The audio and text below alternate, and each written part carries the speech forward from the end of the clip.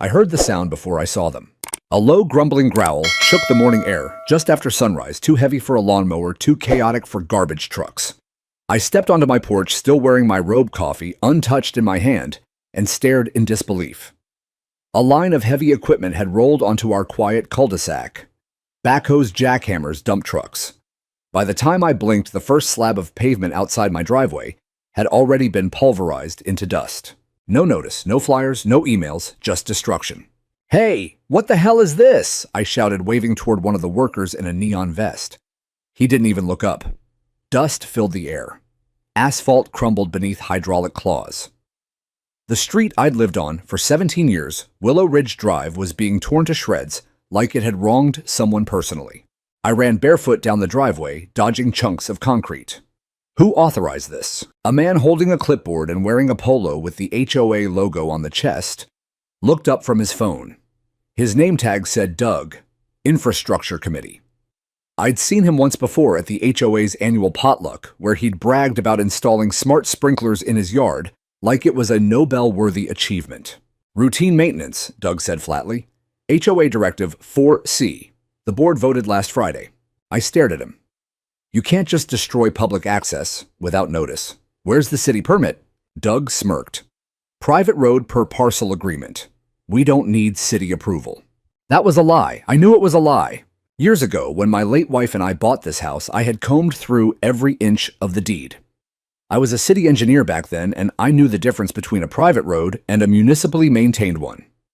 Willow Ridge Drive was part of a shared maintenance agreement with the city. Any major infrastructure project had to be jointly approved. But the HOA had been getting bolder over the years. It started with banning porch flags and ended with removing speed bumps the city had installed. Now this. "What are you even fixing?" I asked, trying to keep calm. "Drainage," Doug shrugged. "Runoff from the spring rains." "There hasn't been standing water here in 5 years," I snapped. "Preventative action," he replied. "Look, you want to talk about it. Come to the board meeting next month." By noon, the road was a graveyard of broken pavement. Trenches 2 feet deep stretched from mailbox to mailbox. The only way in or out was a narrow dirt path carved hastily between ditches. I helped my elderly neighbor, Mrs. Castillo, walk across the mess using my yard as a makeshift walkway. Her cane nearly slipped twice. She didn't say a word, just gave me that defeated look I was starting to see too often from folks around here. By late afternoon, kids were playing dangerously close to the machinery. No cones, no safety tape, no flaggers, just chaos. When my daughter Maddie got home from school, she nearly twisted her ankle stepping over a half-buried pipe. She's 9. Wide-eyed. Observant. "Why are they breaking the road, Dad?" Because I said watching the machines churn behind her, some people think power means tearing things up instead of fixing them. She nodded slowly. That's the thing about kids. They absorb everything. That night I started digging. Not into the trenches, but into the bylaws. The HOA's Rule 4C, which Doug had cited, only applied to minor landscape maintenance, hedges, lawn grading. Nothing about road destruction. I pulled up our community's maintenance contract with the city, still saved on an old USB drive. The language was clear. Any structural work affecting public access or utilities must be pre-approved by city planning and coordinated with emergency response routes. I checked the city's online permitting dashboard. Nothing filed, nothing pending. The HOA had acted unilaterally. I emailed Public Works. I called city planning. I left a voicemail for the council member's assistant. Then I made copies of the bylaws, the agreements, even a screenshot of Doug smiling beside a jackhammer on the HOA's Facebook page. At midnight, I sat at the dining table, paper spread like a battle map, the sound of distant machinery still humming outside. They thought they could get away with this. But I'd seen what happened when streets were blocked in an emergency. I'd lived it. 10 years ago, when I was still on the engine with Station 12, a construction crew had failed to notify the city about a street closure. We lost 3 minutes rerouting around a blocked access point. A child died in that fire. I still remembered the father's face. And now they were gambling with our safety over nothing more than HOA hubris. I closed my laptop and looked toward Maddie's room. Her nightlight glowed faintly under the door. This wasn't just about pavement. It was about protecting the people I loved and every family who trusted this place to be safe. They had broken ground without warning, but they'd also broken something else. and I was going to make damn sure they paid for it. The next morning, I was pouring oatmeal into Maddie's bowl when I heard her scream. It wasn't the startled kind you let out when the cat jumps onto your lap. It was sharp, instinctive, the kind that makes every cell in your body react before your brain can process why. I dropped the pot oatmeal splattering across the counter and bolted outside barefoot. The sun was barely up. My breath caught when I saw her arms flailing one foot, already sliding down into a trench that ran right across the sidewalk in front of our driveway. Maddie. I leapt down the steps. She'd frozen trying to balance, her little fingers stretched toward the edge of the curb. I grabbed her under the arms and yanked her back just as her sneaker disappeared into the hole. She started sobbing. It was just the sidewalk, Daddy. I didn't see it. I held her close, heart hammering. She was still in her pajamas, her lunchbox dangling by the strap in one hand. There were no barricades, no cones, no safety tape. The trench was barely visible from our porch, cut cleanly through the pavement and left completely unmarked overnight. It was deep enough to break a leg, or worse. I carried her inside and sat her on the couch while I grabbed an ice pack for her twisted ankle. She clutched my arm like a lifeline, tears running down her cheeks. I was shaking with a different kind of fear now, one that burned like rage. That could have been her neck. That could have been the end of my world. I wrapped her foot gently and said, "We're not going anywhere near the road until this is fixed. I'll drive you to school through the neighbor's lawn if I have to." I meant it. Once she was calm enough to eat, I snapped photos of the trench. Dozens of them. The angle from the porch, the depth of the hole, the absence of any warning signs. I uploaded them to a folder labeled HOA Lawsuit Evidence on my desktop. That afternoon, I called the HOA emergency line. It rang 7 times before someone picked up some guy named Bryce, whose voice cracked like he was barely out of high school. "HOA Services, this is Bryce. My daughter nearly broke her leg falling into a trench your crew left uncovered," I said. "There are no cones, no signs. You've created a death trap on a residential street. I'll pass that along." "Pass it along," I snapped. "You better get someone out here to mark that hazard before a kid dies. Or an elder, or a mailman." He hesitated. "Yeah, sure, I'll call maintenance." I hung up. No one came that day. No cones, no tape, nothing. Instead, I saw Doug again 2 driveways down, standing over another section of pavement, with a clipboard chatting with 2 men in suits. I walked over, phone in hand, camera recording. "I want to know why your crew left an open trench in front of my home with no markings." Doug barely looked up. "We're still in phase 1. That wasn't my question." He sighed. "All the hazards are logged. This is a construction site. Residents are expected to use caution. It's a neighborhood, not a war zone." One of the suited men real estate guys, judging by their soft shoes and gelled hair, smirked. Doug stepped forward. "Look, Mr. Larson, I get that this is inconvenient." "Inconvenient," I cut him off. "I was a city engineer for 15 years. You're violating multiple municipal codes, not to mention the safety clause in our HOA's own charter. You're liable for every injury that happens on this street." He chuckled. "It's a risk we've assessed." I raised my phone higher. "Good. Smile for the camera while you say that." They walked off, but I could tell I'd rattled him. Later that evening, I received an envelope slid under my door. No postage, just a red HOA logo stamped on the front. Inside was a violation notice. Hostile behavior toward a board member. Fine, $600. I laughed. It was bitter. So that's how they played. Maddie limped around the house for 2 days before the swelling went down. I emailed the photos to the city engineer's office and CC'd 3 reporters I knew from my days in municipal planning. I explained in dry professional detail how the trench violated several sections of the city's safety code. I included Maddie's age and the absence of signage. One reporter replied within the hour. Her name was Dana Yates. She wrote for the local Metro Watch. She asked if she could come by and see the street for herself. The next day, Dana arrived with a notepad and a camera crew. She interviewed me from my porch. I showed her the trench, which was now partially filled with gravel, but still unmarked.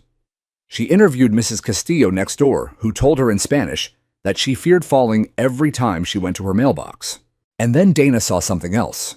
2 streets over one of the trenches had severed a sprinkler main. Water gushed into a backyard like a geyser. The owner was a disabled veteran named Carl, who couldn't walk more than 10 feet without assistance. His entire yard was flooding, and no one from the HOA had answered his calls. Dana took pictures, lots of them. Are they permitted for this? She asked me. Not according to the public records, I said. Are you going to sue? I'm going to do a lot more than that.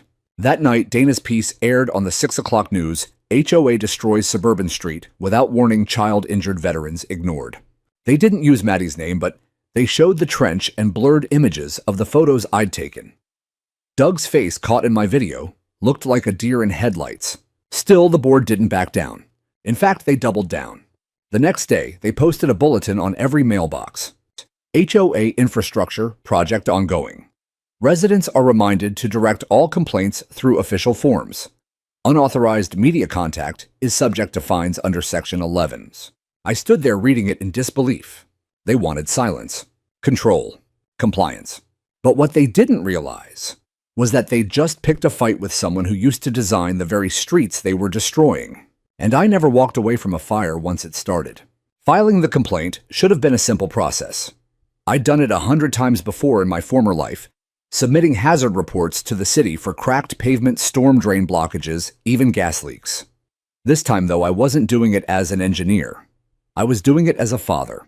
I went to the city's planning and development office in person, printed copies of everything. Photographs of the unmarked trenches, footage of Doug dismissing my concerns, even the HOA's absurd mailbox bulletin threatening residents for speaking to the media.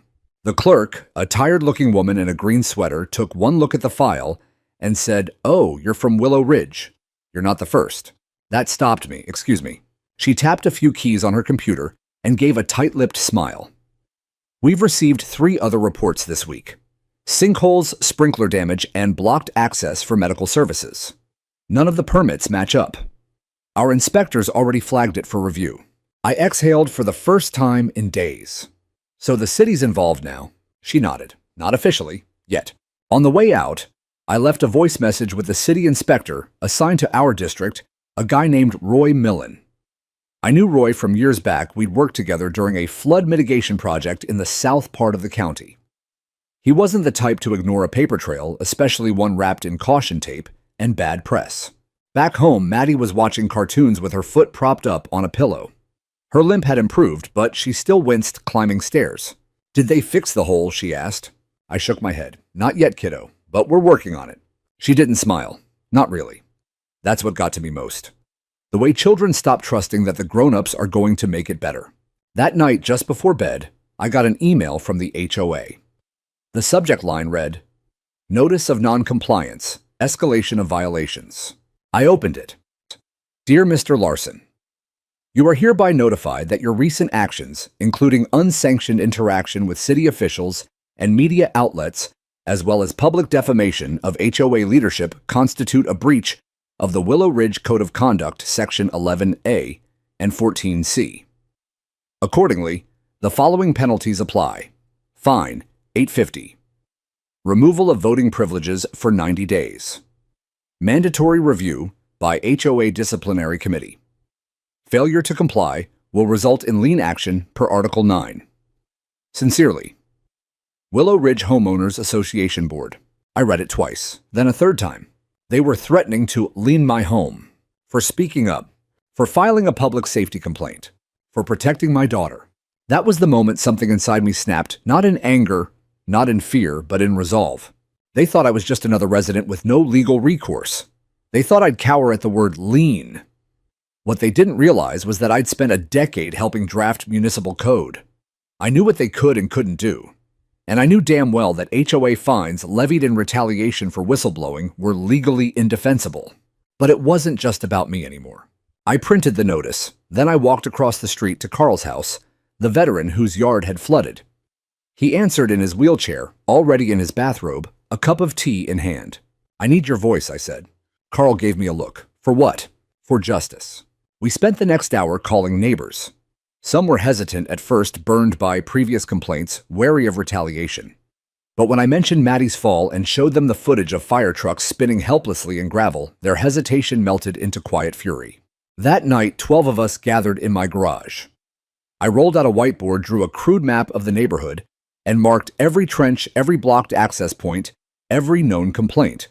I assigned volunteers to collect testimonies, dates, injuries, property damage. "We're not going to war," I told them. We're going to expose the truth, and we're going to do it right. Carl tapped the whiteboard. You know what this is? What?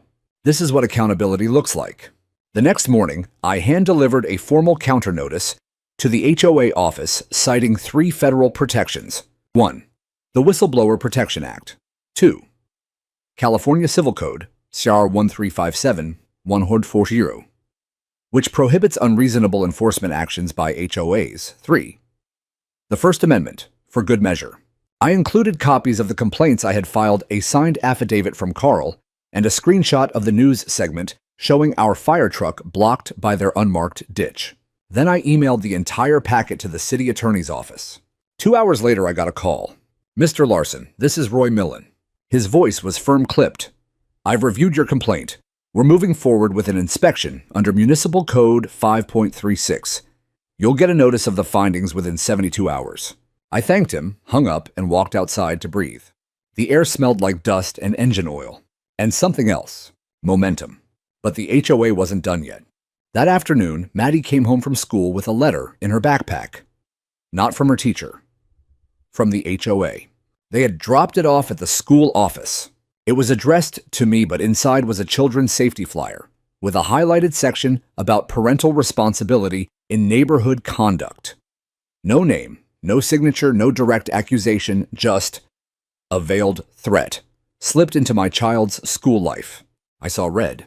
They weren't just playing games anymore. They were crossing lines. Lines I would never let them cross again.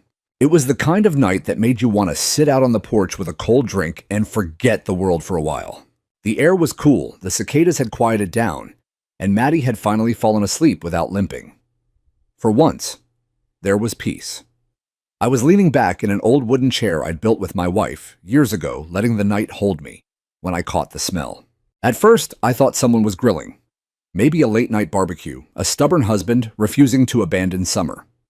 But it was too acrid, too sharp, like burning plastic. Then I saw it, an orange flicker in the corner of my eye. Subtle. Dancing against the wall of the house 2 doors down. Mr. and Mrs. Ellison's place. I stood up fast, knocking over my glass. The flicker grew brighter, then came the crackling, soft at first, then louder, hungrier. I sprinted barefoot across the lawn. Smoke curled up from the seams of their garage door. I pounded on it. Ellison's, open up. No answer. I ran to the front door and rang the bell twice, then shouted again. Still nothing. I tried the knob. Locked. That's when the top corner of the garage burst with flame. A full bloom of fire curling up toward the roofline. Paint began to blister on the siding. I didn't think, I just moved. I ran back toward my house, grabbed my phone, and called 911. This is Robert Larson, Willow Ridge Drive. House fire. 2 residents likely inside. Send fire crews immediately. Sir, we have crews en route. Do not attempt to enter. I'm not waiting. I dropped the phone and sprinted back. Smoke was pouring from the seams now. The windows of the garage turned black, then shattered. I could hear the fire's language, now violent, desperate. It was eating everything. I ran around the back and spotted movement through the patio door. Mrs. Ellison. She was banging on the glass, coughing, trying to unlock it with shaking hands. I picked up a patio chair and smashed the door. She stumbled into my arms, wheezing, eyes red and wide.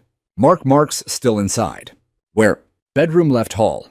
I passed her to a neighbor who'd come running, then pushed through the thickening smoke into the hallway.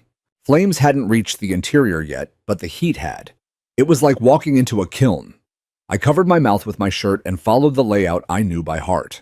Mark Ellison, mid-50s, former mailman, 2 hip replacements, was slumped against the hallway wall, barely conscious. I dragged him out by the armpits, my legs slipping on the laminate. The ceiling above the kitchen cracked with the first signs of collapse. We made it out with seconds to spare. I pulled him onto the lawn as the first fire engine arrived, lights blaring, sirens wailing. But they couldn't get close. The road was gone. Literally gone. Trenches ran in jagged lines across both lanes like claw marks. Deep gravel pits filled with loose stone and uncut rebar. The engine skidded as it tried to pull up tires, digging into soft dirt, the back end fishtailing dangerously close to a fire hydrant. Another engine pulled in from the opposite side, same problem. The crews jumped out and unrolled hoses, but they were a full 100 feet too far from the hydrants. The hoses barely reached the garage. Pressure was low. Water sputtered. They couldn't do their job. Because of the HOA. Doug was there, standing on his perfectly manicured lawn, arms crossed like someone watching a movie. I ran up to him, ash still on my arms. "This is your fault," I spat. He shrugged. "Unfortunate timing." "Unfortunate timing," I screamed. "Your trenches just cost us 10 minutes of response time. You want to explain that to the city, to the insurance adjusters, to the Ellisons?" Doug's lip curled. "The board acted in the interest of long-term safety." I lost it. "Don't you dare say the word safety while someone's home is burning to the ground." By now, the flames had overtaken the garage and were chewing through the living room. Furniture burst into sparks. Glass shattered like gunfire. Maddie stood on our lawn arms around Mrs. Castillo, watching in horror.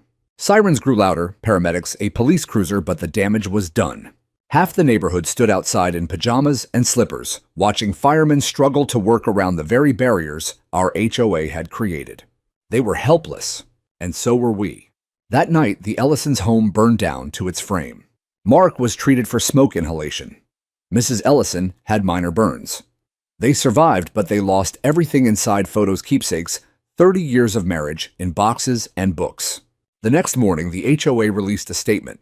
"The board regrets the unfortunate incident on Willow Ridge Drive and will cooperate fully with city services during cleanup and restoration. The board remains committed to long-term infrastructure improvement and encourages residents not to engage in inflammatory speculation." They called it an incident, not a fire, not a tragedy, just a footnote in their misguided repair project. But I had video. From the moment I saw the flicker to the point the hoses ran short. I had timestamps, radio dispatch recordings, statements from neighbors, and footage of firefighters physically unable to reach the house in time. And for the first time since this nightmare began, I wasn't angry. I was focused, because I had seen fire destroy before. But this time I had watched it be enabled, and I wasn't going to let them bury that truth. By sunrise, the air still smelled like sorrow. Charred wood, melted vinyl, burned plastic. The Ellisons' home stood in ruin, no roof, no garage door, just a blackened frame silhouetted against the pale morning. Ash drifted through the neighborhood like confetti from a funeral nobody wanted to attend. I stood beside the smoldering wreckage, with a cup of bitter coffee, watching the fire crews pack up what was left of their hoses. I knew some of the guys. One of them, Matt, had ridden with me years ago during wildfire season up north. His face looked older now, weary in a way I understood all too well. I approached him as he wound the last hose onto the truck. "They didn't make it in time," I said. "It wasn't a question." He shook his head. "We were 6 minutes out. Would have been on the lawn in 7 if the road was clear. Took us almost 14. Because of the trenches. Because of the trenches." He looked back at the path they'd tried to use, where the pavement had once been. Deep channels crisscrossed the street like someone had taken a backhoe to the earth out of spite. Gravel filled some holes, others were still open wounds. Rebar poked from the edges like rusted bones. A total maze of negligence. "Jesus," he muttered, "it's like a war zone." I watched him walk away, shaking his head. The truth settled over me like the ash on my boots. They could have stopped it. Not the fire maybe, but the worst of it. The Ellisons should have lost a garage, not a home. A chair, not their wedding albums. 10 minutes was the difference between salvage and devastation. And the HOA had cost us those minutes. I went back home and pulled up my security footage. My front-facing camera had captured it all, the orange flicker, the smoke, the fire trucks trying and failing to navigate the trenches. I slowed the playback. You could see the moment the first engine hit the gravel and skidded sideways. The driver jumped out and pointed. A firefighter tripped, stepping into a pit. I paused it. There. That frame. A firefighter falling with a hose, half unraveled behind him, smoke thick in the air. I took a screenshot. Then another. And another. I compiled everything into a single folder, HOA negligence. Fire response delay. Later that day, Dana Yates, the reporter from Metro Watch, came back. Her eyes were rimmed red, like she hadn't slept, but her grip on the camera was steady. "I heard what happened," she said. "I'm so sorry, Rob." I led her to the Ellisons' yard. She filmed every angle, the twisted steel, the scorched wood, the hoses coiled like useless snakes. "You have footage?" she asked. I nodded. "You're going to want to see this." Back inside, I played the video. When she saw the engine stuck behind gravel, her hand shot to her mouth. When the firefighter fell, she whispered, "Oh my God." This, I said, pointing to the screen, isn't just property damage. It's systemic negligence. A volunteer board with no oversight acted beyond their authority and blocked emergency access to an entire neighborhood. This fire could have killed someone. She looked up. And you have records of when the trenches were dug. Dates, photos, emails, and now this. She nodded solemnly. We're doing a follow-up tonight. By 5 p.m., the news truck was parked on the corner. Dana stood in front of the Ashes microphone, in hand. I stood behind the camera crew with Carl and Mrs. Castillo and the Rodriguezes from down the block. Half the street had come out. Dana spoke clearly into the camera. What you see behind me is more than the aftermath of a house fire. It's the consequence of unchecked authority, a local HOA board that took infrastructure into its own hands without permits, oversight, or emergency coordination. As a result, fire crews were delayed. Lives were endangered. One family lost everything. And residents here are asking, where is the accountability? The HOA, of course, had its own response. Doug released a statement via their website claiming the fire department had failed to reroute effectively and that the trenches had no material impact on emergency response. I printed it. Then I printed the 911 dispatch logs, timestamped footage, and a copy of the fire department's internal memo that confirmed the road conditions directly impeded response efficiency. I stapled them together. That night, I slid the packet under Doug's front door. The next day, I received another fine unauthorized interaction with Media 950s. I smiled. They were losing control. That afternoon, I spoke at a city council meeting. I stood behind the podium with my binder, placed Maddie's photograph on the lectern, and told the story plainly, honestly, with the calm of someone who no longer feared retaliation.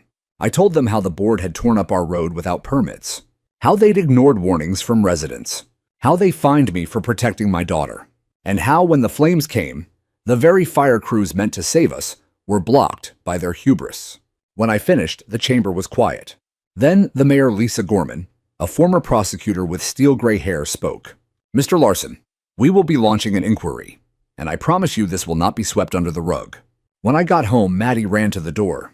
Did they listen? She asked. I nodded. They listened. She smiled, really smiled for the first time in days. And in that moment, standing in the shadow of a fire-damaged street with ashes still swirling in the air, I knew the fire hadn't just burned down a home. It had burned away the illusion that we were powerless. We weren't, and we never had been. There are some sounds that stay with you forever. The crackling of dry wood being eaten alive, the shattering of windows one by one, as the heat forces them to explode. The moan of timber beams collapsing under their own weight, it's not just noise. It's a kind of language. The last desperate voice of something once whole, now dying. I knew that voice well. I'd heard it in wildfires upstate, in apartment fires where we were seconds too late in training exercises, where we watched controlled burns destroy mock homes that looked just a little too real. But that night on my own street, it hit differently. Because this time I wasn't a first responder. I was just a man standing helpless, while flames ate through the life of people I cared about. The Ellisons had lived in that house for 29 years. They'd raised 3 children under that roof. I'd been to their 4th of July barbecues, watched football games in their living room. I knew where their wedding photo used to hang. And now I was watching it all vanish behind a wall of flame, 10 feet high, rolling from the garage to the kitchen, like a predator that had caught the scent of weakness. We couldn't stop it. The hoses were spraying, but the pressure was weak. The firemen had managed to connect to a secondary hydrant 3 houses down, but by then, the interior structure was already compromised. They fought it hard. God, they tried, but without proper access and pressure, they were pushing back a tidal wave with a garden hose. I stood behind the yellow caution tape, my fists clenched jaw tight. Maddie was back inside our house with Carl's wife, safe. But I stayed out there long after the flames had been tamed, long after the crowd had thinned, and the fire crews started to pack up. Because I needed to see it all. I needed to memorize it. I needed to let it sear itself into my memory, every beam that collapsed, every ember that floated upward like a soul torn loose. The next morning, I walked the perimeter of what used to be the Ellisons' home. Charcoal walls, soot-covered floors. The front door hung off one hinge, blackened beyond recognition. A twisted mess of metal that used to be a dining room chandelier lay among the rubble. In the yard, Mrs. Ellison sat on a folding chair with a blanket around her shoulders. She didn't say anything when I approached, just looked up with red-rimmed eyes. Her hands shaking around a thermos someone must have handed her. I knelt beside her. "I'm so sorry," I said quietly. She nodded. "It wasn't your fault, Rob." But I felt like it was. Not because I'd lit the fire, but because I'd let them keep going. Because I'd followed the rules for too long. Filed the complaints, waited for responses, trusted that someone would intervene. And now this. Now a house was gone. I sat with her in silence for a long while before heading home. The neighborhood was quieter than usual. Shame has a way of silencing even the loudest communities. Doug's house had its shutters drawn. No one from the board had shown their face all morning. Later that day, I received a notice hand-delivered again. In light of recent events, the board is suspending all infrastructure work until further assessment. We ask for patience and civility as we undergo internal review. Patience. Civility. They had the gall to ask for grace. After risking lives, after watching a house burn to the ground, because they didn't want to admit they were wrong. But that notice told me something important. They were rattled. The fire hadn't just burned down the Ellisons' home. It had burned through the board's confidence, through their illusion of control, through their shield of bureaucratic language and passive-aggressive fines. Now they were exposed, and I was going to make sure the city, the state, and every damn homeowner in this county saw it. I started with the footage. I went through it frame by frame, my security camera, Dana's crew body cam footage released under a public records request from one of the firemen. I synchronized the timeline, ignition smoke, the first 911 call, fire crew arrival engine delay, due to trenches, ineffective access, structural collapse. Each timestamp was damning. I printed it out, bound it, labeled it Willow Ridge Fire, timeline of preventable failure. Then I filed a formal complaint with the county fire marshal's office. Not a letter, a binder. They called me within 48 hours. "This is serious," the investigator said over the phone. "We'll be launching an inquiry. Can we speak to residents directly?"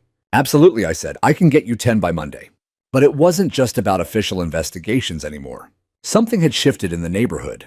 People who had never spoken to each other, who had avoided eye contact at HOA meetings, or kept their heads down during dog park debates, were suddenly dropping by my house.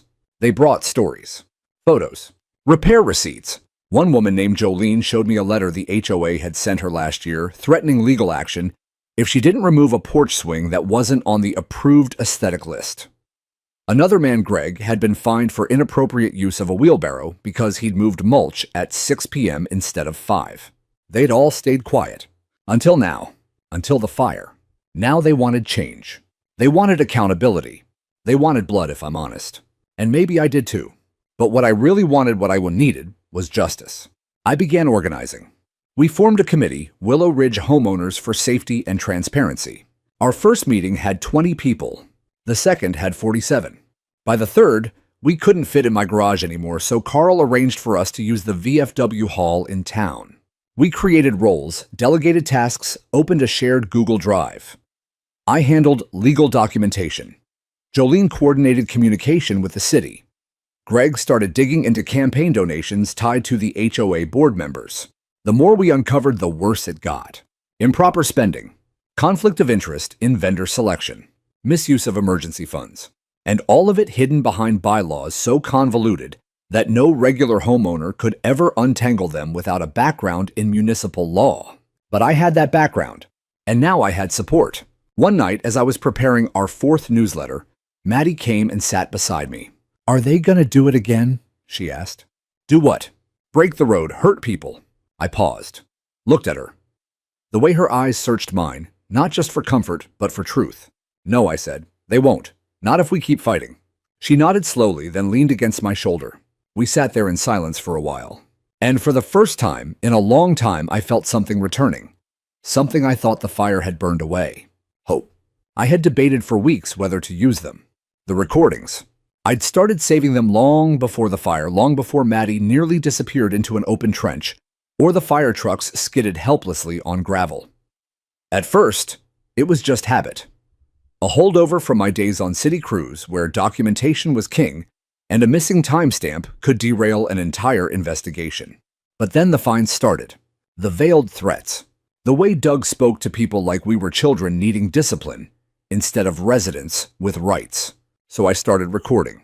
Every HOA meeting I attended, even the ones they tried to close to members only. Every voicemail they left. Every conversation I had with Doug on the sidewalk. The HOA bylaws prohibited recording without written consent, but California law didn't. As long as I was a participant in the conversation, it was legal. And I made damn sure every clip fell within those bounds. I stored them on a private cloud drive labeled Fallout. I hadn't meant to weaponize them. But the fire changed that. So did the letter they slid into Maddie's backpack. They had crossed a line, and I wasn't about to sit on the one thing powerful enough to expose them for what they truly were. Arrogant, unqualified bureaucrats playing God with public safety. It started with one clip. I sent it to Dana Yates at Metro Watch. A board meeting recording 3 weeks before the road destruction began. Doug's voice, smug and certain, floated from the speakers. If we wait for city permits, we'll be stuck in red tape till Christmas. Let's just move ahead. What are they going to do, fine us? There was laughter in the room. Another voice, Karen the board secretary, responded. We just slap Emergency Infrastructure Initiative on the memo. Legal will cover us if anyone complains. Dana called me that night. Her voice was low and reverent, like someone handling live ammunition. Rob, this is dynamite. I've got more, I said. I sent them in batches. In one clip, Doug jokes about trapping the city inspector in a technicality by mislabeling construction as landscaping. In another board member, Mark Feldman brags about awarding a pavement contract to his brother-in-law without a bidding process. And then there was the one that made me sick to my stomach. Look, if a fire truck can't get through for a week, nobody's gonna die, Doug said with a laugh. It's not like this place bursts into flames. That line. I sent it to Dana with the timestamp and subject line, guess what did burst into flames? Metro Watch didn't sit on it. They ran the recordings in a 2-part special titled Flammable Lies Inside Willow Ridge, HOA's Unsafe Agenda. It aired during the Sunday evening slot.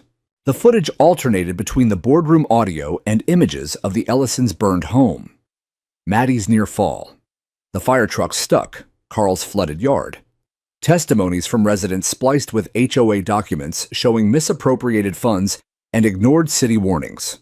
They even played the laugh, Doug's laugh, the one that now sounded like a noose tightening. Within 24 hours, the story exploded online. Social media lit up with hashtags like #WillowRidgeFire and Doug must resign. Residents from other neighborhoods chimed in with their own horror stories, some mild, some terrifyingly similar.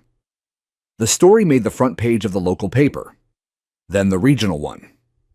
By Tuesday, national outlets were requesting interviews, but I wasn't interested in fame.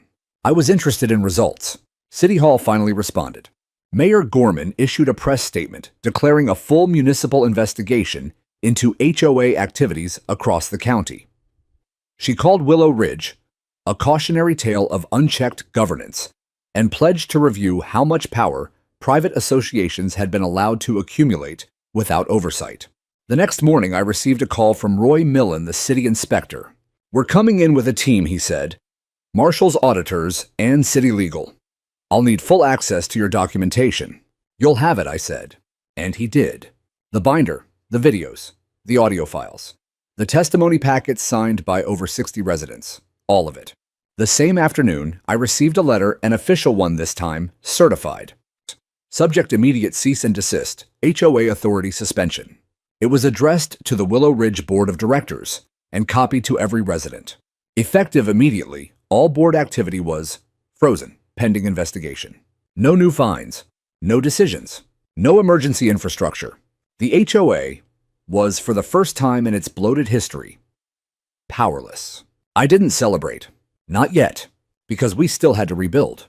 Not just the road or the house that now lay in ash and rebar, but the trust, the structure of our neighborhood, the fragile hope that community could still mean something. That night, I stood on my porch as neighbors trickled in, some with wine, others with folding chairs, some just carrying the weight of everything we'd endured. Mrs. Ellison came too. She was wearing her husband's old cardigan. Her hands still shook. But she smiled when I handed her a chair. Dana showed up too, not with a camera, but with a notebook she never opened. We sat together under the porch lights telling stories. Not about the fire, but about the people we were before it. Maddie sat next to me, head resting against my arm. "Are they gone?" she whispered. "Not yet," I said, "but they're falling." And in her quiet way, she whispered back, "Good." The sky was still smeared with gray when the first news van rolled up. Ash floated lazily in the morning light. The street torn open and silent looked like the aftermath of war. Fire crews were still coiling hoses and loading charred equipment into their rigs when the camera crews began setting up tripods. Boom mics hovered over conversations that used to be private. Reporters paced in front of scorched siding rehearsing their lines. The air was thick with smoke and microphones. The story had gone viral overnight. Dana Yates had lit the fuse, and now the rest of the media pack had arrived to chase the flame. A woman with a national news logo on her polo shirt approached me as I stood near the fire line, sipping from a dented thermos. Her hair was too perfect for 7 a.m. "Mr. Larson, do you have a moment for a quick interview?" I nodded. But inside I was exhausted.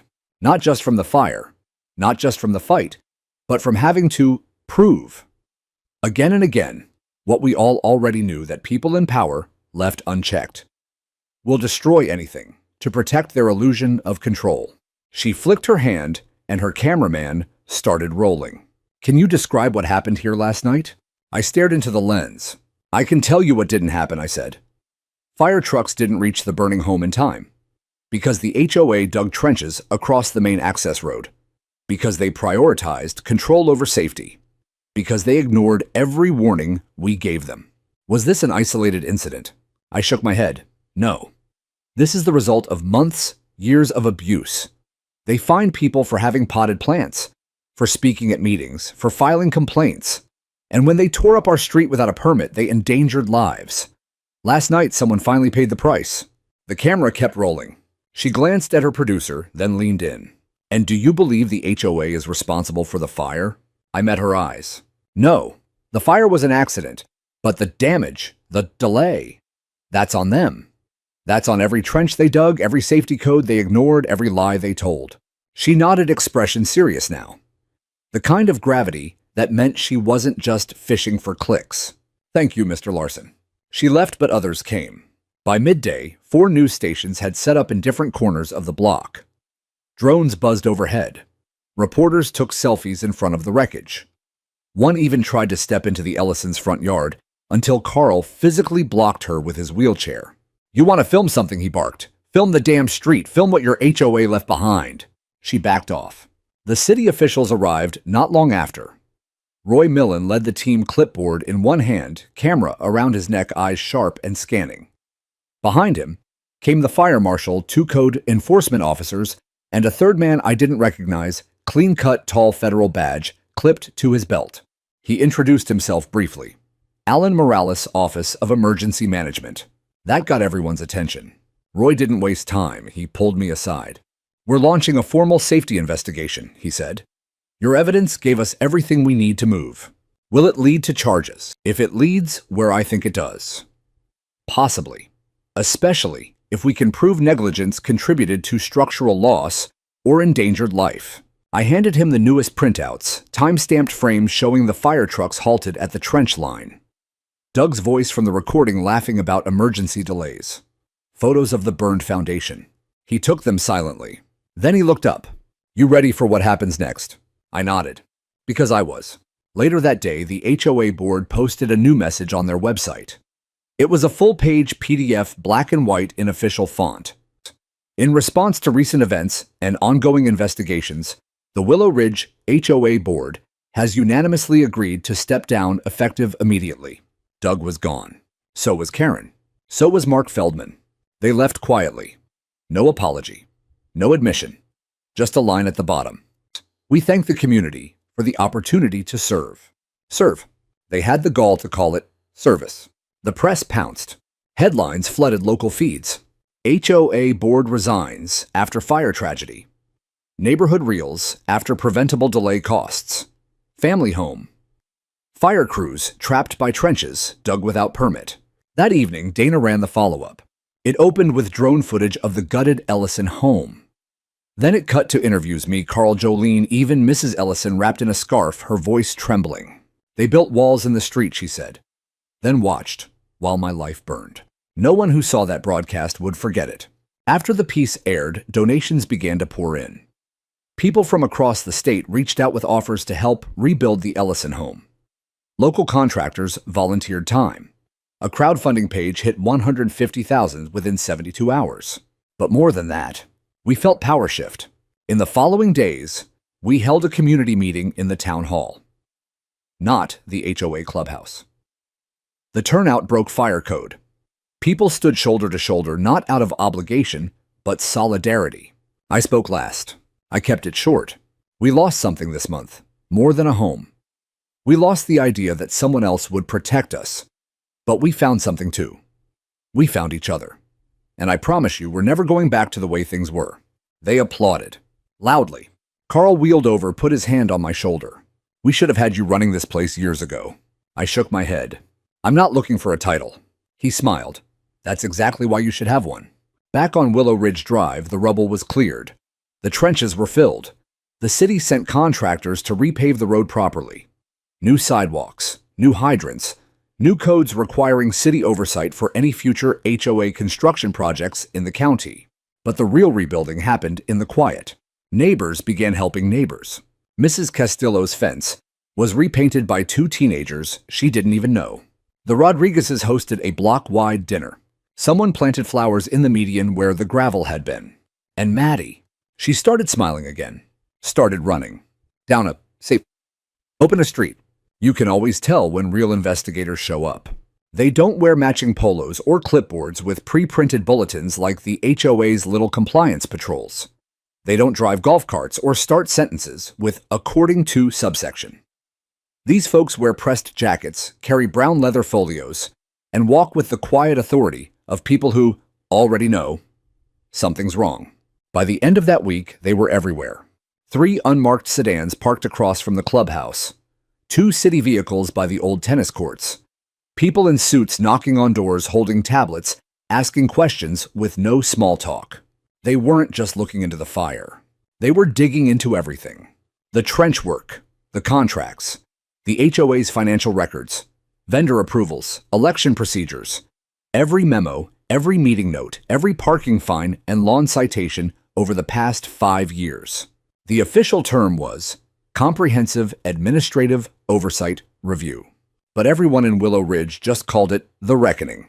The Office of Emergency Management, City Attorney's Office, and Department of Infrastructure had formed a joint task force. Alan Morales, the federal officer, was placed as liaison, which meant this wasn't just a city issue anymore. It had escalated, and it was about time. I was called in for a formal statement the following Monday.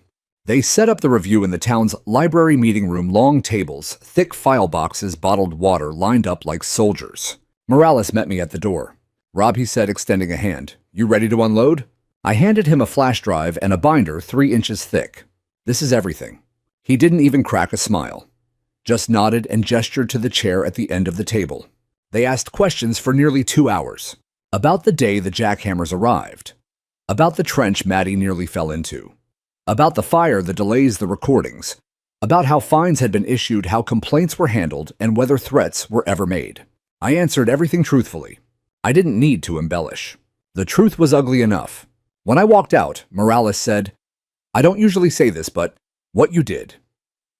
Gathering all of this, organizing the community. It matters." I nodded. It had to be done.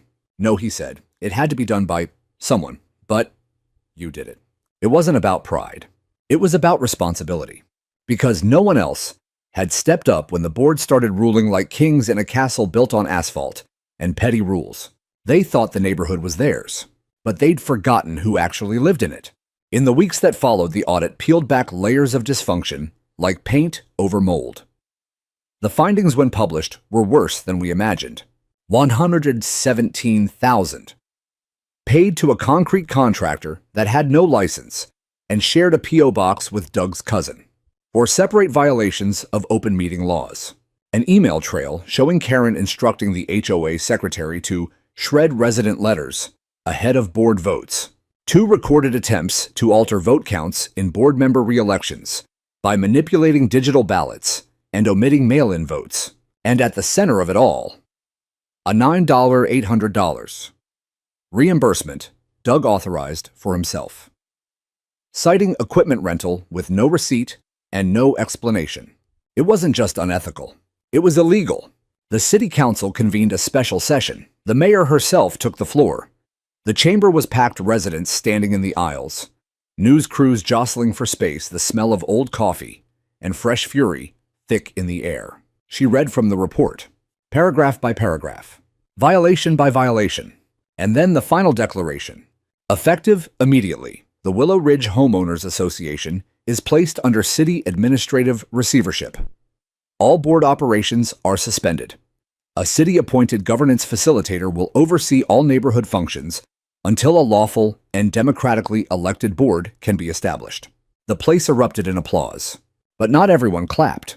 Doug sat in the back, his jaw tight, fingers white around the edge of his seat. He stood halfway through the meeting and walked out. No one followed him. He was done. 2 weeks later, I received a certified letter from the County District Attorney's Office. Mr. Larson, thank you for your cooperation in the investigation into HOA misconduct. Your documentation and testimony were instrumental. We are pursuing civil and potential criminal charges against several former board members. Restitution is being calculated. I sat down with Maddie, holding the letter in one hand and her hand in the other. What's that? She asked. It's the beginning of the end, I said. She looked confused. I smiled. The end of the mess, the lies, the people who thought they were more important than everyone else. She smiled too. And what comes after the end? I looked around our living room, still half covered in printouts, timelines, taped up maps from the early days of organizing. Something better, I said, something real. The city facilitator, a woman named Nia Parker, set up weekly meetings with residents to guide us through rebuilding our HOA from scratch. Transparent elections, real budgets, clear rules written by the people who live here. I declined the suggestion to run, but I attended every meeting. And when the ballots came out, I helped pass them door to door. Maddie helped too. One afternoon, we were walking down the newly paved sidewalk when she looked up at me. Do you think everything's okay now? I thought about it. About the Ellisons rebuilding from ash. About the lawsuits still pending. About the neighbors who finally knew each other's names. No, I said, but it's getting there. Because for the first time in a long time, it wasn't just my street again. It was our street. It took 6 months to repave Willow Ridge Drive. Not just with asphalt and concrete, but with something harder to pour and much slower to set. Trust. At first, it was awkward. The memory of the fire still hovered like smoke that wouldn't quite clear. Every time someone saw a city truck or a construction cone, you could see it in their eyes, that flinch, that worry. That breath held just a second too long. But week by week, house by house, things began to change. The city-appointed governance facilitator, Nia Parker, did more than oversee the technicals. She listened. She walked our street in sneakers, not SUVs. She sat on porches. She brought coffee to morning meetings and handwritten notes to evening ones. She didn't quote policies. She asked questions. What do you want your neighborhood to be? Not rules, not fines, not fear. A community. We voted on a new charter. We built it from scratch. Plain language, clear limits, resident oversight. The kind of document that protected, not punished. The kind of rules written not by people who wanted power, but by people who wanted peace. I served on the transitional board. Not because I wanted the role, but because enough people asked and I finally understood why. It wasn't about being in charge. It was about making sure no one ever got to be in charge again, at least not like before. The trenches were gone. The road was solid, newly paved, striped with clear fire lanes and labeled hydrant access zones. The fire department had done walkthroughs, tested hose reaches, even helped install new markers so they'd never be blocked again. And on the corner where the Ellisons' house used to stand, we rebuilt. With help from volunteers' donations and city grants, we laid a new foundation. Framed walls, fresh paint, a garden bed in front with new rose bushes planted by Mrs. Ellison herself, who said she wanted beauty to be the first thing fire would see if it ever dared return. The neighborhood showed up for their housewarming. Over 70 people brought food, hugs, chairs.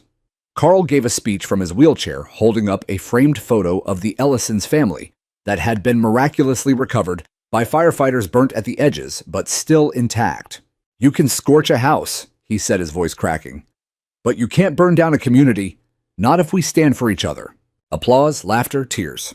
And in the back, Maddie stood beside me holding a tray of lemonade cups she had poured herself.